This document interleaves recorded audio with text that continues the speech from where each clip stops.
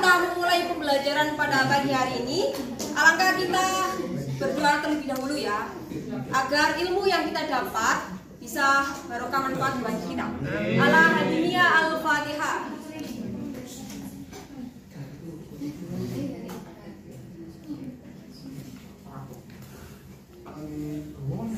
Ya, sebelum saya menjelaskan materi fikih tentang zikir dan berdoa, saya akan mengabsen terlebih dahulu ya. Risa Susanti, Novia Damayanti, Sofi, hadir Bu. Ayo Vita. Hadir. Oh, berarti ini masih semua ya? Iya Bu. Laki-laki tidak ada. Ini cewek semua ya? Siapa itu? Patung. Ini operator Mas? Robot. Ya, langsung saja ya. Saya akan menjelaskan bab tentang zikir dan berdoa. Iya Bu. Next. Bikin acara ini. Zikir dan berdoa. Di sini sudah tahu apa itu zikir dan berdoa? Belum tahu ya? Ya. Apa? Ya coba. Nggak tahu ya? Jadi zikir dalam bahasa itu artinya mengingat, menyebut, menuturkan atau merenungkan. Nah, dalam istilah zikir adalah merenungkan kuasa-kuasa Allah, mengingat Allah dengan tujuan untuk mendekatkan diri kepada Allah. Sekali.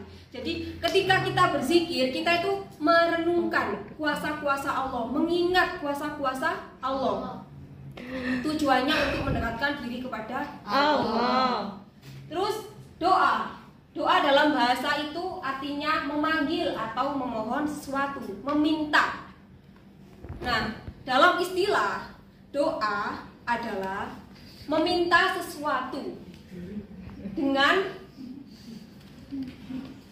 rasa belas kasih. Rasa belas kasih merendahkan diri bahwa kita semua ini tidak ada apa-apanya. Bahwa kita ini hina di hadapan Allah. Nah, doa sendiri itu memiliki waktu-waktu tertentu yang waktu-waktu terijabah. Waktu-waktu doa itu terijabah. Kapan itu Bu? Ya, jadi doa itu sangat baik dilaksanakan pada waktu tengah malam atau di sepertiga malam. Ayo, siapa yang tadi bangun di sepertiga malam? Saya. Oh, bukan ya. Bangun tapi tidur lagi. Ya, jadi ketika kita bangun di waktu tengah malam, kita itu sholat sunnah. Ketika kita sholat sunnah, kita berdoa, kita meminta kepada Allah. Karena di waktu-waktu tersebut itu doa-doa terijabah. Ya, itu. Pada hari Jumat antara dua khutbah, biasanya yang laki-laki ketika Jumatan itu di antara dua khutbah dianjurkan untuk berdoa. Baik itu berdoa apapun. Karena pada waktu itu doa akan terijabah, akan dikabulkan. Terus pada waktu sedang puasa atau sedang sholat 5 waktu. Nah, ketika kalian semua sedang puasa, ya, kalian dianjurkan untuk berdoa, meminta yang baik-baik, ya, meminta yang baik-baik. Lah, ketika selesai sholat, jangan langsung pergi, harus stay dulu, harus di situ dulu. Kita berzikir, berdoa, meminta kepada Allah.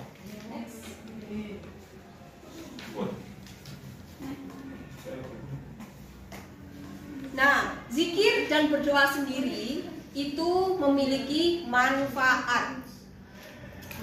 Jadi zikir dan berdoa itu memiliki manfaat. Yang pertama itu mendapatkan ridho dari Allah. Yang kedua kedua, untuk menambahkan rezeki yang barokah dan manfaat. Ketika kalian semua sudah bekerja, sudah mendapatkan pekerjaan, kalian jangan sampai meninggalkan sholat, jangan meninggalkan berzikir, apalagi berdoa. Nah, ketika kalian bekerja, di sela-sela pekerjaan kalian itu menyempatkan untuk berzikir, menyempatkan untuk berdoa, maka hasil yang kalian dapat, rezeki yang kalian dapat itu rezeki yang barokah dan manfaat. Terus yang ketiga, menghilangkan rasa gundah gulana. Kalian semua kan kelas 7 ya? Ya, Bu. Pasti merasakan rasa galau. Biasanya kan gitu. Apa itu galau? Galau itu gundah gulana tadi loh, yang bingung, resah, ya benar-benar. Siapa tadi yang jawab ya? Benar sekali. Jadi ketika kalian semua ini merasakan galau, tiba-tiba bingung mau ngapain, kalian berzikir, berdoa untuk meminta kepada Allah, meminta ketenangan dalam hati kita, meminta petunjuk yang baik. Terus yang keempat, mengusir setan. Ini pasti mengusir setan. Ketika kita sering berzikir, sering berdoa, otomatis kita lebih dekat dengan Allah. Maka setan-setan tidak berani dengan kita. Yang kelima, mendekatkan diri kepada Allah. Yang keenam, menghilangkan rasa dosa pada jiwa manusia. Next.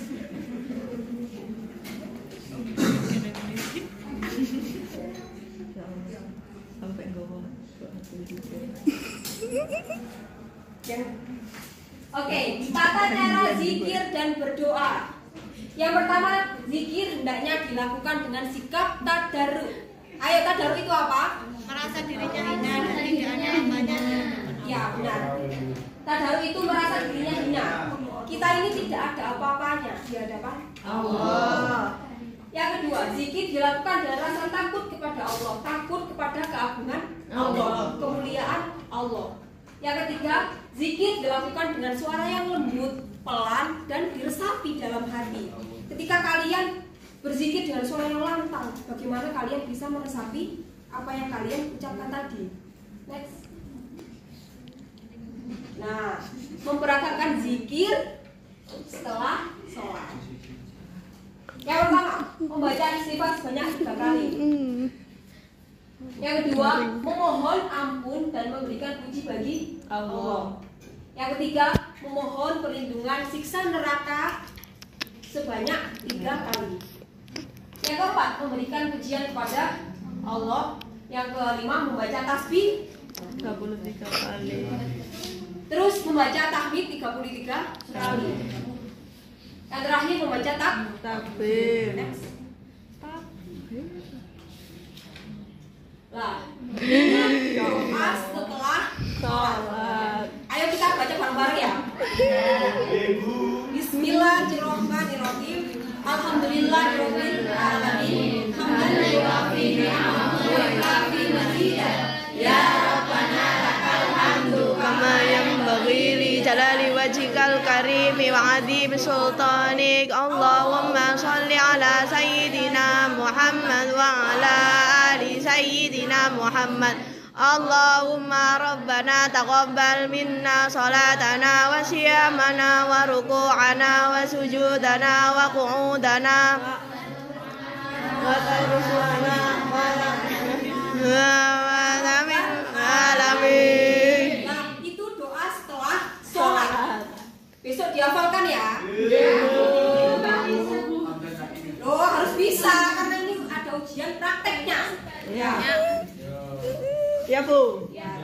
Sekarang ibu mempunyai ice breaking atau game. Ayo berdiri semua, berdiri. Berdiri ya, semangat. Berdiri, kita main ice breaking ya. Dikasih es kan? Ya, nanti otaknya bisa dingin. Ayo berdiri. Sudah semua, sudah siap? Sudah siap ya? Kita bernyanyi sambil bergerak. Marina gini. Marina menari di atas menara, di atas menara. Marina menari itu ya? Loh, Marina menari. Iya.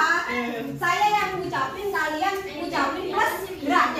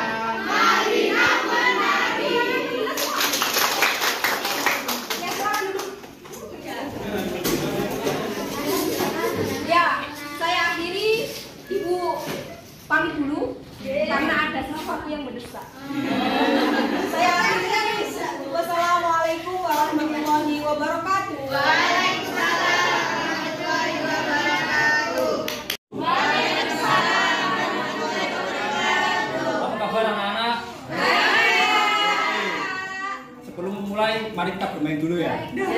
Siap. Kita bermain berhitung secara bahasa Arab. Oke. Siap saya. Lupa Pak, lupa. Pertama saya mulai dulu. Waidun. Terus? Terus? Khamsatun. Terus Mbak Novi. Sitatun. Terus?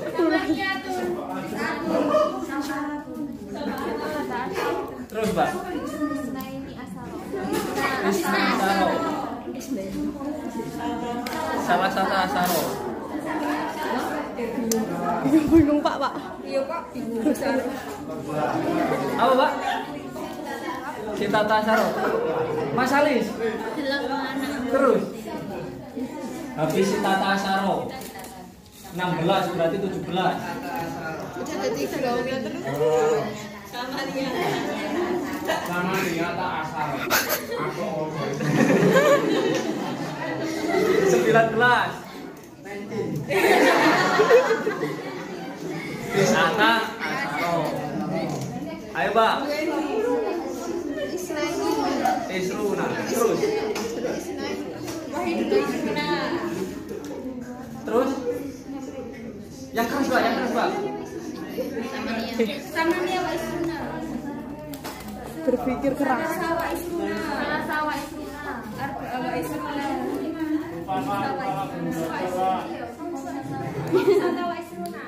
Terus. Wes sudah. Oke, tepuk tangan. Pelajaran pertama Bu Sukma ya? Iya. Diajari fikih. Iya. Setelah fikih kan kita harus mempelajari tasawuf juga. Cara kita diajari cara beribadah, kita juga diajari cara mengenal Allah. Oke? Yang pertama ialah tasawuf. Jalur kabeh. Tasawuf. Secara istilah ialah al-sufa, yang berarti sekelompok orang yang pada zaman Rasulullah itu hidup di serambi masjid. Dulu itu ada orang yang tidak punya rumah. Dia itu hidupnya hanya untuk Allah. Jadi dia hidup itu di masjid terus. Entah tidur, entah apa. Pokoknya hanya mengingat Allah. Kemudian yang secara istilah ialah ilmu untuk mengetahui bagaimana menyucikan jiwa. Maksudnya di sini itu kalau secara fikih ya, kalau fikih kan itu timbal balik gitu. Fikih tadi kan Bu Sukma kan menerangkan cara berdoa. Kalau secara tasawuf berdoa itu sudah melanggar atau bisa dikatakan untuk apa itu? Kelas berapa Pak? Itu masih bingung di pojokan. Ini penjelasan singkat saja ya. Kalau secara tasawuf berdoa itu sudah sama dengan apa itu ya, tidak suci lah. Karena apa? Karena berdoa itu kan kita disuruh apa itu kita ingin dimasukkan surga, dimasukkan apa itu, jangan dimasukkan neraka. Itu sama saja dengan tidak ketentuan Allah, ya tidak ikhlas. Karena apa? Kalau secara tasawuf itu kata kuncinya ya terserah Allah, terserah Allah. Bahkan tasawuf yang secara keras, yang garis keras itu dia tidak takut mati dengan su'ul khotimah. Karena apa? Karena dia yakin bahwa Allah itu mencintai dia. Jadi terserah Allah gitu saja. Dia mati secara su'ul khotimah ya oke, husnul khotimah ya oke, gitu. Oke. Lanjut. Kemudian cara mengamalkan sifat tasawuf. Yang pertama, ini mengamalkan sifat tasawuf yang dasar ya, dasar saja. Yang pertama, meyakini lafaz la haula wala quwata illa billah. Siapa yang tahu artinya? Mbak Novi? Nah, itu kan la ilaha illallah, Pak. Tidak ada daya dan upaya. Ya, di situ kan sudah dijelaskan. Tidak ada daya, kekuatan, hanya karena Allah.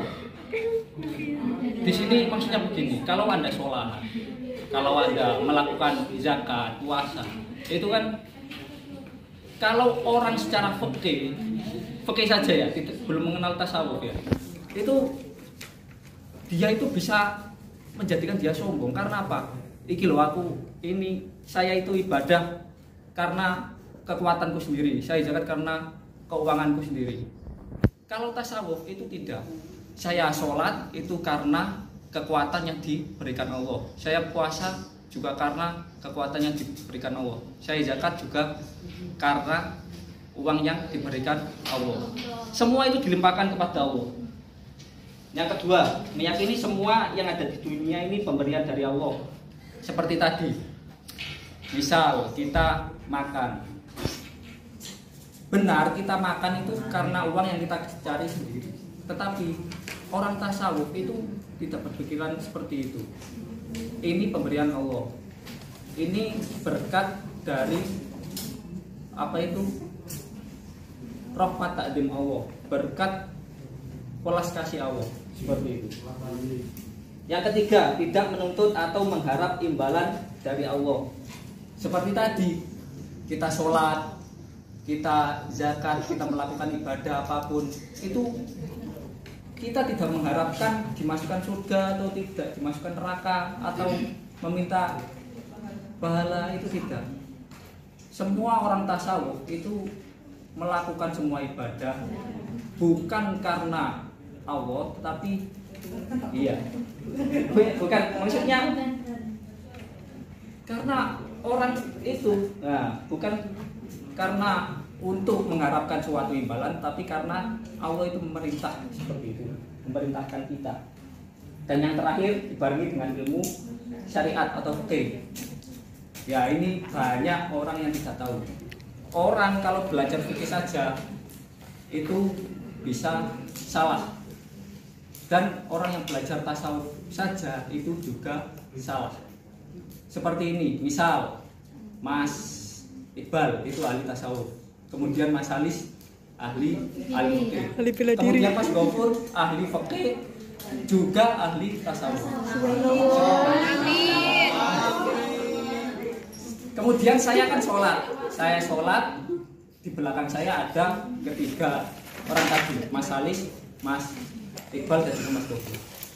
Menurut Mas Alis, karena dia ahli fikih, karena sholat saya tidak tumaknina, itu salah Mas, awakmu ini sembahyang apa nih? Kemudian menurut Mas Iqbal, karena dia ahli tasawuf, ya tidak apa-apa, masih diterima kok, seperti itu. Kalau menurut Mas Gofur, karena dia sudah menguasai fikih, syariat dan juga tasawuf, itu berpikiran seperti ini. Ini sholat kamu sudah masih salah, cuma ini masih diterima sama Allah, seperti itu. Jadi orang tasawuf itu tidak berpikiran yang tidak baik pada Allah, pokoknya baik semua. Bahkan kalau dia dikasih musibah itu ya nggak apa-apa, terserah Allah, seperti itu. Jadi maksud saya, ilmu fikih dan tasawuf harus dipelajari, karena tadi seperti Mas Gofur, dia menyalahkan sholat saya, tetapi dia tidak menjustis, itu mengejudge ya. Tidak mengejudge bahwa sholat ini tidak diterima. Dan biasanya ilmu tasawuf dan fikih itu sangat dikuasai oleh wali-wali zaman dahulu. Karena apa? Kalau wali-wali zaman dahulu itu hanya mempelajari fikih saja, mungkin sifatnya akan kolot, semua akan disalahkan. Tapi kalau tasawuf saja, mungkin semua akan tersesat, karena tasawuf itu ya tidak dijelaskan cara mengerjakan ibadah atau mempraktekkan suatu ibadah, itu tidak dijelaskan. Tetapi ulama kita kan tidak diajari secara halus, kemudian diajari juga fikihnya, kemudian tasawufnya secara barengan. Ya mungkin seperti itu ya, karena waktunya tidak banyak. saya akhiri ya teman-teman. Iya Pak. Iya Pak. Saya akhiri. Wassalamualaikum warahmatullahi wabarakatuh. Waalaikumsalam warahmatullahi wabarakatuh. Assalamualaikum warahmatullahi wabarakatuh. Waalaikumsalam warahmatullahi wabarakatuh. Apa kabar anak-anak? Baik Bu. Ya, hari ini kita akan belajar tentang problematika dakwah dalam kehidupan sehari-hari. Sekarang kita kan mata pelajarannya Quran hadis ya. Ya, Tapi Bu. temanya tentang itu dan kita menjelaskan itu sesuai dengan Quran surat Al-Lahab dan An-Nasr. Sebelum kita memulai pelajaran, saya absen dulu ya. Ya Bu. Mbak Yamita, Mbak Mia, Ada Bu. Mbak Galuh. Ya, sudah masuk semua ya berarti ya. Ya Bu. Baik, mari kita lanjutkan untuk pembahasan Quran surat Al-Lahab dan An-Nasr kaitannya tentang problematika dakwah dalam kehidupan sehari-hari. Ada yang tahu dakwah itu apa? Enggak tahu. Menyebarkan. Menyebarkan, menyampaikan, apalagi menyeru, memerintahkan dan lain sebagainya. Kalau kita mendengar kata dakwah itu biasanya arahnya ke nabi atau ke ulama-ulama, ke ustadz-ustadz gitu ya.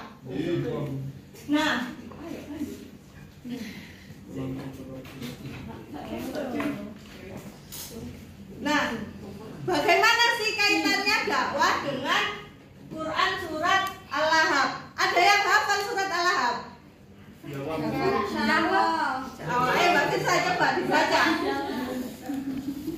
Dibaca Mbak Firsa. Bismillahirrahmanirrahim. Tabbat yada abi lahabin wa tab. Ma aghna anhu malahu wa saya selana zata lahabin wa ra'atin hammalatal hatab fi jidha hablum min masad. Tepuk tangan buat Mbak Firsa. Bagus sekali ya bacaannya ya. Iya Bu. Itu terjemahannya kelihatan kan? Sat.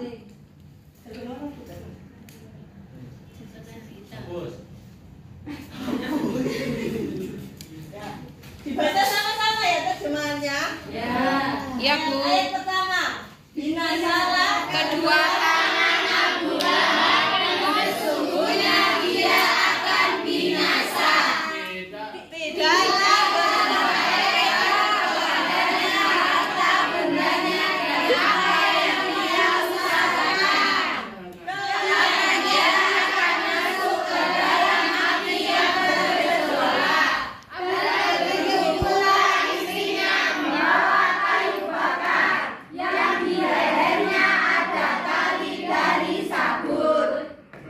dari beberapa terjemahan itu, apakah ada yang tahu penjelasannya seperti apa?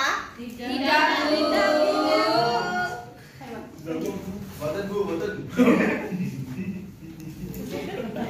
Quran surat Al-Lahab itu kata Al-Lahabnya tahu diambil dari mana? Abu Lahab. Abu Lahab itu siapa? Pamannya. Pintar semuanya ya.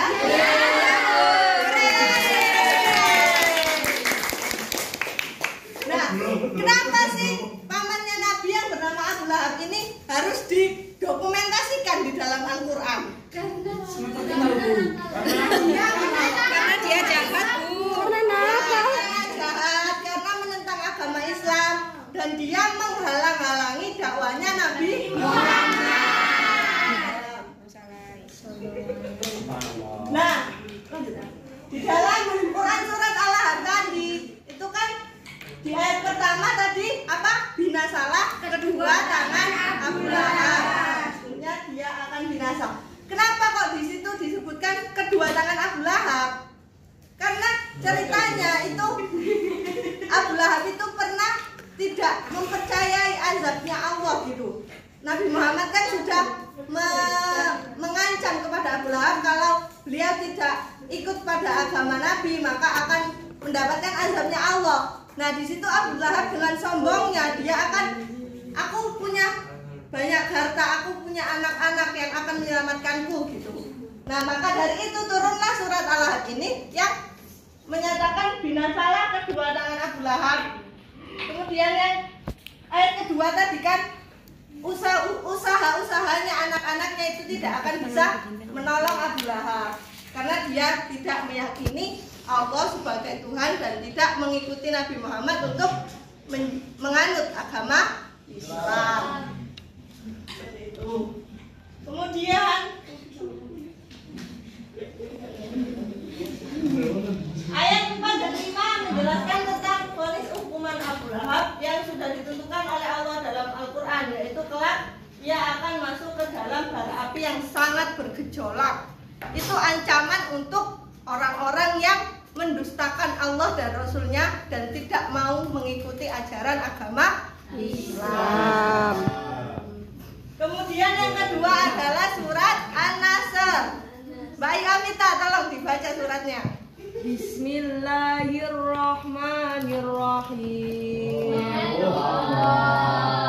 Idza jaa nasrullahi wal fath wa ra'aitan nasa yadkhuluna fi dinillahi afwaja fasabbih bihamdi rabbika wastaghfir innahu kana tawwaba. Shadaqallahul azim. Insyaallah. Bagus sekali ya suaranya. Tajwidnya juga sudah bagus sekali. Untuk ukuran kelas 7 itu sudah sangat bagus. Kemudian kita baca bersama-sama terjemahannya. Apabila datang pertolongan Allah dan kemenangan dan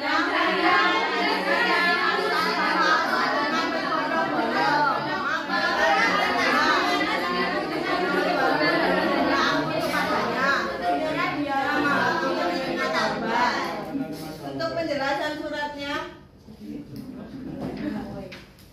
surat ini memberitahukan tentang dekatnya kematian Rasulullah Shallallahu Alaihi Wasallam. Ketahuilah oleh kamu Muhammad bila engkau telah menaklukkan Muhammad telah mengeluarkan kamu dan orang-orang. Itu kan Nabi Muhammad kan dakwanya dari Mekah kemudian ke Madinah ya. Nah, mendekati wafatnya Rasulullah itu orang-orang Mekah dan Madinah itu sudah mulai berbondong-bondong masuk ke dalam agama Islam, gitu ya.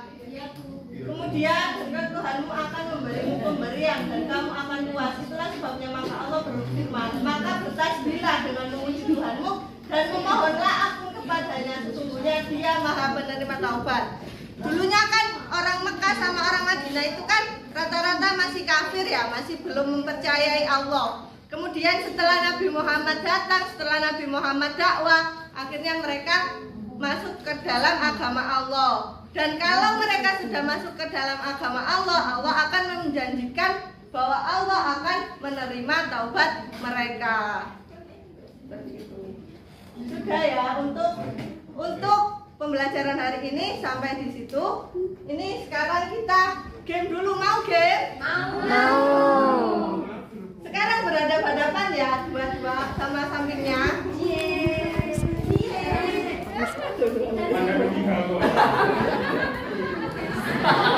Semuanya hadapan-hadapan dulu.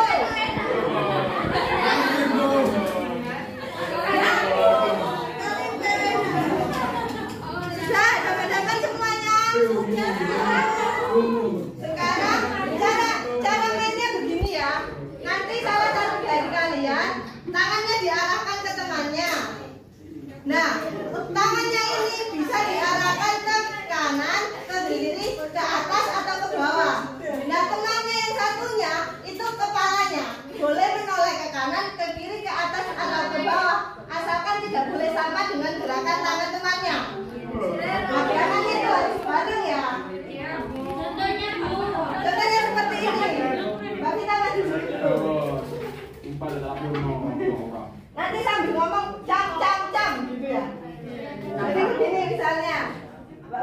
nanti nggak boleh kepalanya nolehnya nggak boleh sama gerakan tangan saya. Ya. 1, 2, 3. Dilihat dulu. Jam. Nah, itu kan nggak sama. Berarti Mbak Vita dapat 1 poin. Nanti giliran 3 kali ya. Poinnya dapat giliran apa dulu? Silakan pakai darah. Sekali lagi ya. Jam. Nah, itu kan berarti enggak. Itu berarti Mbak Vita dapat poin lagi nih. Nah, nanti setelah 3 kali kebalikannya Mbak Vita yang mengarahkan ke saya. Nanti kalau yang kalah yang poinnya lebih sedikit maju. Banyak. Kalau sama 3-3. Kalau sama ya nggak usah maju. Kalau menang. Kalau menang duduk saja. Ya, kan tadi ya, Bu. Ya silakan Mbak Vita. Ayo kita mulai sekarang ya. Sweet dulu mana yang duluan?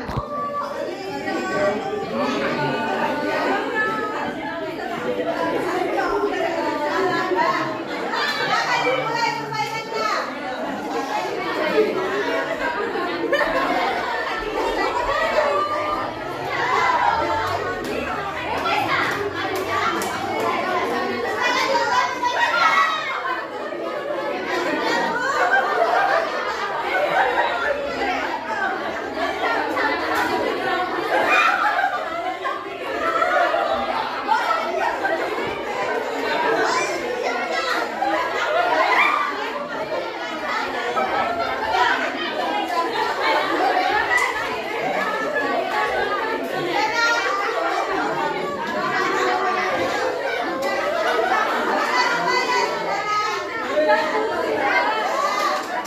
Mana yang kalah di sini yang kalah? Jawab, Bu, jawab. Mbak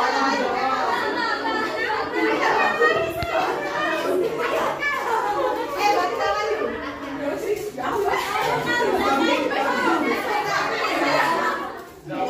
Sedang ada yang kalah, serius semuanya. Jawab. Kalah yang maju. Jawab. Jawab mandi. Wah, salah. Iqbal kalah, bukan Iqbal kalah.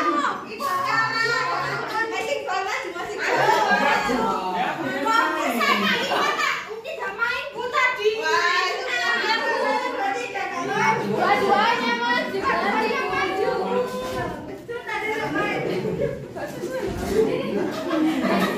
Maju, Mas Gopur. Nggak bisa Ini dukung apa enaknya orang-orang? Nyanyi Yamet Kudasi, Bu. Nyanyi Yamet Kudasi, Bu.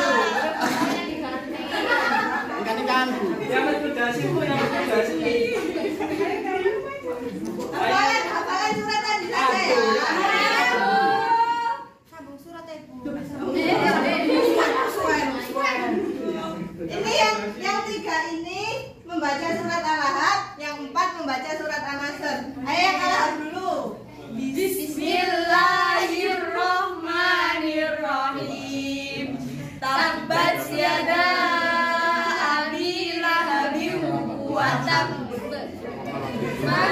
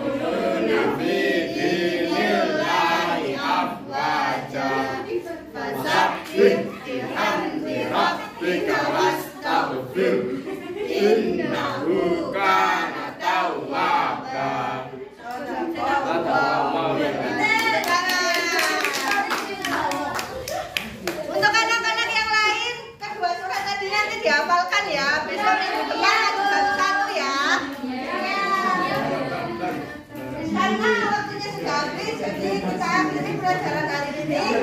Kemudian dari saya, wassalamualaikum warahmatullahi wabarakatuh. Waalaikumsalam warahmatullahi wabarakatuh. Warahmatullahi wabarakatuh. Waalaikumsalam warahmatullahi wabarakatuh.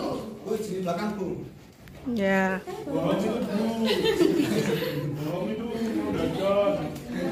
Bang Bu mau ke kantin. Alhamdulillah ini Bu. Alhamdulillah. Tidak ada takalam. Kaifa halukum? Takalam. Alhamdulillah, ana bi khair wa antum ya. Jadi kalau saya bilang kaifa halukum, kalian itu jawabnya apa tadi? Alhamdulillah. Puji syukur dulu ya. Puji syukur dulu baru alhamdulillah. Saya Ana bi khair. Kemudian tanya kembali. Wa antum? Oke, Antum. kali ini ya. Wahid, isnan, salasa. Kaifa halukum? Alhamdulillah ana bi khair wa antum. Alhamdulillah kuntu wisiha. Awalan anak ini Sofik itu tepuk ya. Ya. Tahtal maudu Sofik nahamasah. Mama na Sofik nahamasah. Tepuk semangat. Saya punya tepuk namanya itu tepuk semangat. Sofik nahamasah. Bilugotin aku dia ya. Jadi nanti idan anak atakalam Sofik nahamasah tuma Sofik kalau kamarotan. Jadi kalian tepuk 3 kali. Terus takalam Hamasa. Arabia ya misal. Sofik nahamasah. Hamasa Arabia gitu ya. Ya Bu. Sudah paham semuanya? Dah. Itu Kaima. ya Sofik nahamasah. Hamasa Arabia. Kurang bareng lagi ya. Sofik nahamasah. Hamasa Arabia. Ya, mana dari Sunan An? Lughatul Arabiyah.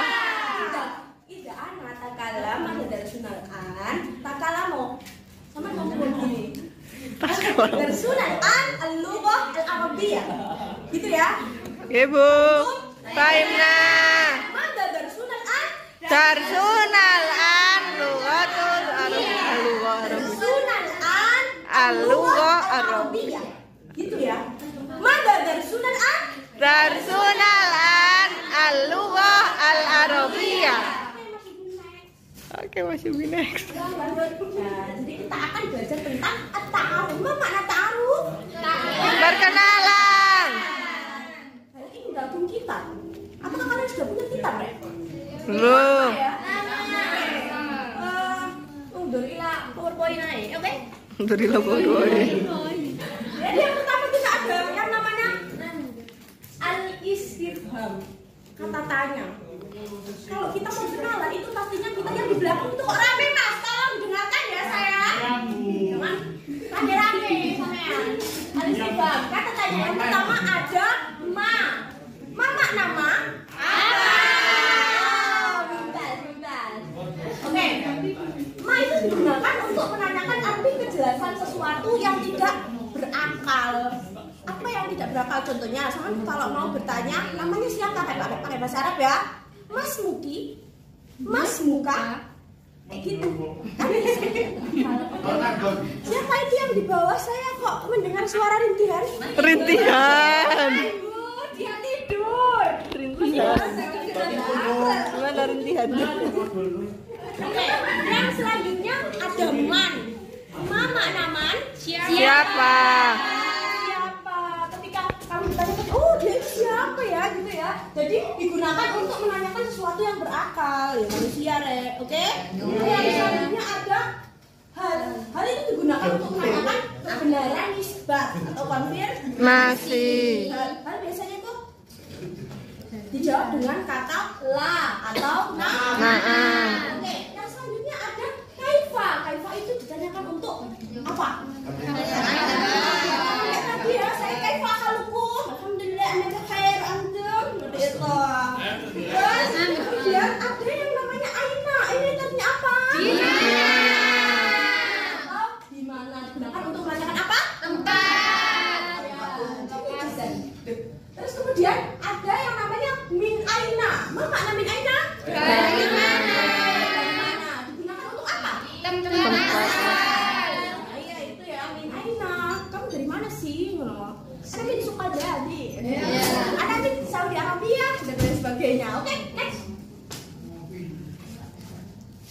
Nah, ini adalah ini adalah contoh dari pertanyaan-pertanyaan untuk perkenalan ya. Ini nanti dihafalkan ya minggu depan kita setoran ke sama saya, oke?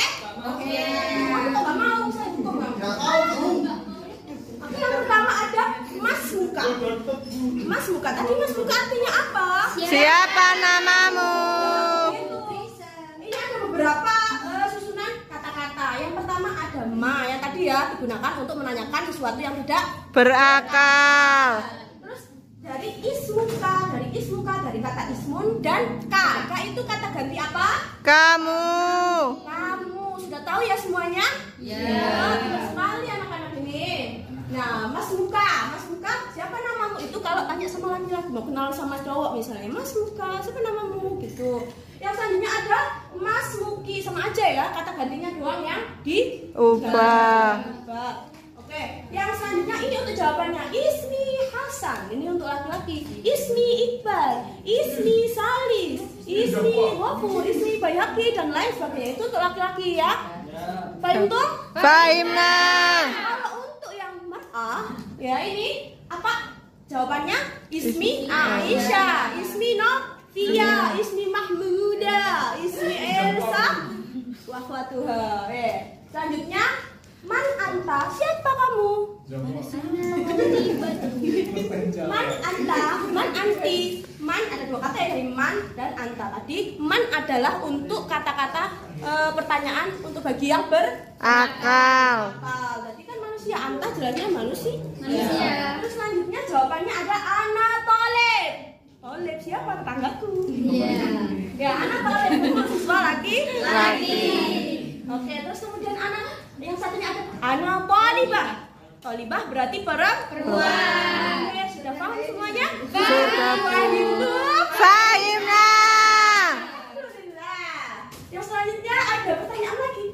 Hal anta mudaris? Kayak tadi ya. Hal itu untuk menanyakan konfirmasi. Benar nggak sih ibu ini adalah seorang guru? Kayak gitu. Apakah bapak itu adalah seorang guru seperti itu ya? Hal anta mudaris. Nah di sini ada hal untuk menanyakan tentang konfirmasi. Mudaris anta untuk laki. Kemudian hal anti mudarisa. Apakah kamu guru perempuan? La anak tolib. Tidak. Oh iya. Ya. Iya. Soh.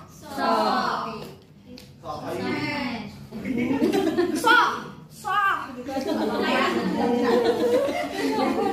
Anti mudarisa bisa dijawab naam au la. Idan la, dijawab la. La ana tilmidah. Seperti itu ya. Ya. Seperti itu. Sama aja ya. Yang satunya la ana tilmidah. Kalau iya dijawab na'am ana mudaris au mudarisa. Kalau enggak ya la ana tilmi au ana tilmi. Dan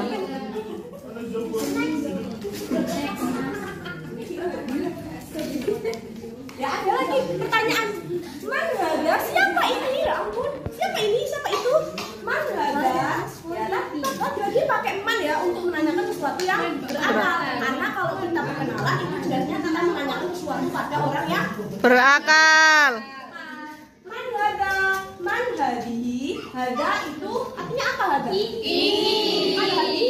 Ini. Artinya hada, hadi. Kenapa kok? Artinya sama tapi kok dia beda? Kalau ada buat laki-laki, buat perempuan Ya, sobiku Mbak Elsa. Oke. Ketika kalian ditanya, Man hadi, siapa ini? Hadi, Sodikoti. Kenapa kok Sodikoti, Bu? Karena Perempuan. Sodiko itu teman perempuan. Mas yang di pojok itu jangan bicara sendiri. Besok kalau hafalan sama jawab. Siapa? Ya biarin ya. Oke, yang selanjutnya ya ketika Mas Iqbal nanti ditanya, Mas ada Sodiki. Kenapa kok Sodiki? Karena Mas Iqbal laki-laki, Bu. Bagus sekali. Terus kemudian ada Mas Muhu ya, kayak tadi yang saya contohkan. Mas Muhu nanya namanya, Mas Muhu siapa namamu? Ingat ya, kalau nanya siapa namamu jangan pakai man tapi pakai Ma. Ya, kemudian dijawab ismuhu Ahmad, ismuha Alina. Kenapa kok pakai hu? Karena dia laki. Namanya hu adalah kata ganti dia laki-laki. Ya, sama aja ha untuk perempuan dan hu untuk laki-laki. Pintar sekali. Lanjut, syukron ilalikum. Ya, jadi hal yuhibbukum bilugoni. Apakah kalian itu suka nyanyi-nyanyi? Suka. Ini dikasih ada TikTok. Saya punya banyak lagu loh di sini. Fotokopi kurang ya, nanti dananya kurang.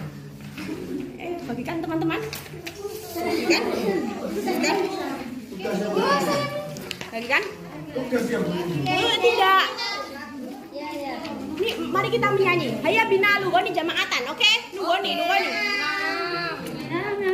Ada kirtos, ada binanya, ada lagunya ya. Sri. Nilai kami. Aku mau nilai kami. Loh. Oh, Rade. Yuk binilai kami ya. Bisa. Sukma nilai dong. Iya kan. Terus yuk binilai. Ismail awalan. Aku nilai. Jadi kalian dengerin saya dulu mau nyanyi yang mana. Kemudian kalian ikuti gitu ya. Jadi teman-teman anak-anak itu Lapa sukma sing tak. ya. Mana Pro? Halo sana. Ya. Ahlan maafkan ya. Itu ahlan ya salahnya. Jadi itu banyak yang salah. Anak asrof gua lo. Ya, enggak apa-apa. Senang bener ya. Iya. Saya serius Boni takkan mau. Anak asrof kubu. Nana perawalan. Ya, nana perawalan. Au. Anda sudah sangidan? Ya. Oke. Nah. Ya, pelan-pelan dulu ya karena ini kan bahasa Arab ya, takutnya nanti keselipet teman-teman. Anak-anak gitu ya. Ya. Oke. Ini lagunya seperti kalau kau suka hati terpukangan kayak gitu. Nah, tapi bilugotin Arabia. Nah, saya contohkan dulu, kemudian kamu mengikuti, gitu ya? Ya. Siap. Mas Iqbal baca, mana kertasmu? Iya. Ismail awalan, makolidu. Oke, dengarkan saya dulu kemudian mengikuti. Wahid, Isnen, Salasa. Ismail awalan. Iya, Bu. Ida kunta sa'idan sofik yadaik. Ida kunta sa'idan sofik yadaik. Ida kunta sa'idan wa qalbuka masruran. Ida kunta sa'idan sofik yadaik. Ida kunta sa'idan dukori tlek. Ida kunta sa'idan dukori tlek. Ida kunta sa'idan wa qalbuka masruran. Ida kunta sa'idan dukori tlek. Ida kunta sa'idan kul hamasa. Hamasa. Ida kunta sa'idan kul hamasa. Ida kunta sa'idan wa qalbuka masruran. Ida kunta sa'idan kul hamasa. Itu Baikna. bisa? Sudah. Semangat kan ya? Ya, Bu. Oke, nah. Yes, Wafid, kamu macam-macam ya. 1, 2, 3. Ida kunta sa'idan sofik yadaik. Ida kunta sa'idan sofik yadaik. Ida kunta sa'idan wa qalbuka masruran. Ida kunta sa'idan sofik yadaik.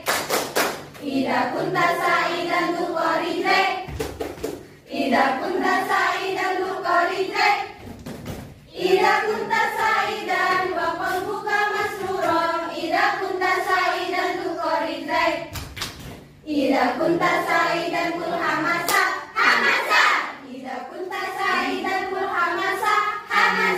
Ida kunta sa'idan wa qalbuka masruran. Ida kunta sa'idan kul hamasa. Ya, kelas ya? Kelas. Sudah. Habis. Ya